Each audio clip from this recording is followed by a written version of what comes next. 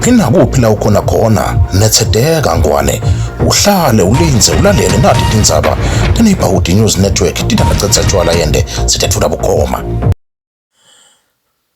Mkhulu Gwebu walapha indasi kulesibovu ngaphasi kwenkundla yasemfungwaneni uphila ngaphasi kwesimo lesibucayi lesibhlungu nalesihladimlisa umtimba njengoba mkhulu ede indlu yekulala alala endlini yeliseyili.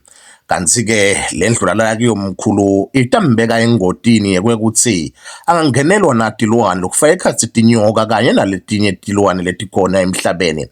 Lokho-ke kube sesekwenta kwekuthi takhamti tisukume tihlangane tigijime titsinze buqopho baseGundvini babe musagadlela ukuthi akangenelele.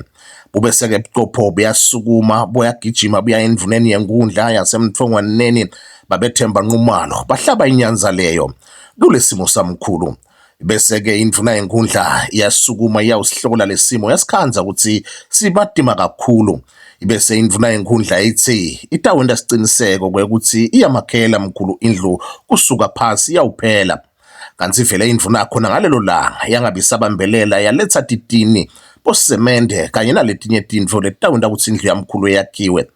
Indvuna ekagcini lapho ibese-ke seyithenga nekudla kwekuthi mkhulu kanye nalabo labakhako bakhone kwekuthi badle basenda lo msebenzi lobaluleke nakangaka.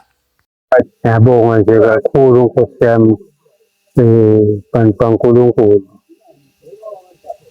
Ngiyabonga kakhulu. Lokhu nje lengilala kuko, sekusele kancane kungigobe. Kule school la ekhoneni. So mkhulu wena ngabe la ekhaya uhlala nabani nje lakhaya? Hayi, engihlala ngedwana. Umfati wahamba ngokugula. Ufika ngale ngamelaphisa.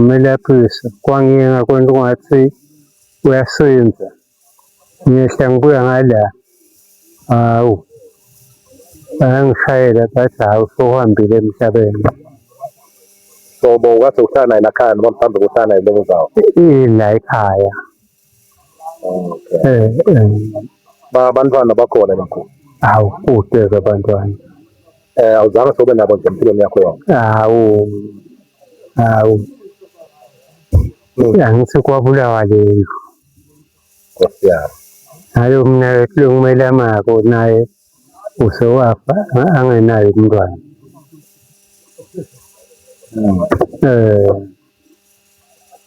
Kahle siyabona-ke nabo indvuna yenkundla ngazi ukuthi ithintekile enhliphiyweni seyiyabona ukuthi ufuna yende njani. Siyabona seyilethe nesitini lokho lento yendlu ngathi iqale. Ngothini nje wena mkhulu? Nkosi yami. Ngiyabonga kakhulu nje.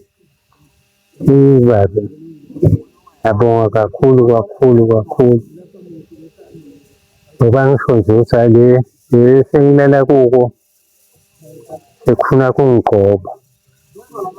Njengoba ubona wena yenda njengoba ubona lesimo sakhe emkhulu njengoba indlu ubonile nje ifuleke manje ngetingodo ngeseyili nje kumatima kakhulu vele nanyalo nje uyabe ukuthi abusika bese ngingenza into omdala utawuthubani.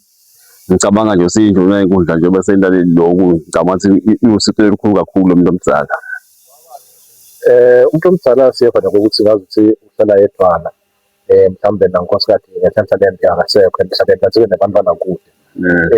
Uyasithakale kanjani njengoba ngibuka lesimo sakhe sokukhulile mhlawumbe ukhanzela ukuthi ngabe kuthumeka kwebantwana ngoba nakungena nje ahlala yedwa kuhamba kanjani umakhelwane wamsitha kangakanani?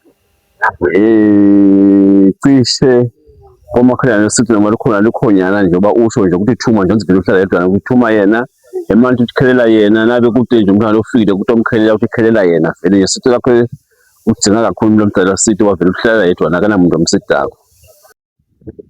Siyabonga kakhulu bayende. Indzaba mkhulu ngive ngabuqopho wami musagadlela. Locishe emalangeni laphelile nje utile la watoyihlola indlu yamkhulu ngesikhathi kuhushe umoya lomkhulu wathi kuphephukile vele mkhulu selebaleni. Ngebhadi-ke nami ngangikhashane vele ukuthi ngingavela so ngathi weda buqopho wabuka but ngigcine ngingakedi mina ngoba wase uyangilayela wangishuthela wangilayela ukuthi mkhulu wangichazela ukuthi mkhulu uphila kwesimeni lesikanjani. Ngase ngiyabona-ke ukuthi cha mkhulu le ngicabanga ukuthi uyakudzinga kuta kuzitho mbuka ngemehlo angicabangi ukuthi khona lapha kungasibambisa khona ngoba nalo litiko laka-DPM lelisitako angeke ze likhone kubasita bonke abantu ngasikhathi sinye. Ngathi-ke nathi ngemandla lasiphe wona uNkulunkulu asibukisane ukuthi ngabe yini lesingakwenda ukuthi mkhulu mane sizame ukuthi simakhele indlu ukuze naye atokhona ukuphila njengabantu bonke labakhona eveni. Ngiko-ke ngibese siyasukuma namuhla sengithi sifune leto titini sifune labo semende cishe nje le material yokuthi mane mkhulu akhona ukuthi abe nendlu babeyende. Cha liphupho lami babeyende bengingathi benginesifiso ukuthi nangabe sitawubambisana nabo ngoba bakhona nebaka Red Cross khona la labalekelelako nabo ekusita kule ndzaba ngoba lana nje ngibo labacala la ukugubha le foundation kwabekwa lelo line linye kwase kuyema-ke cabanga ukuthi more than iminyaka vele solokwena.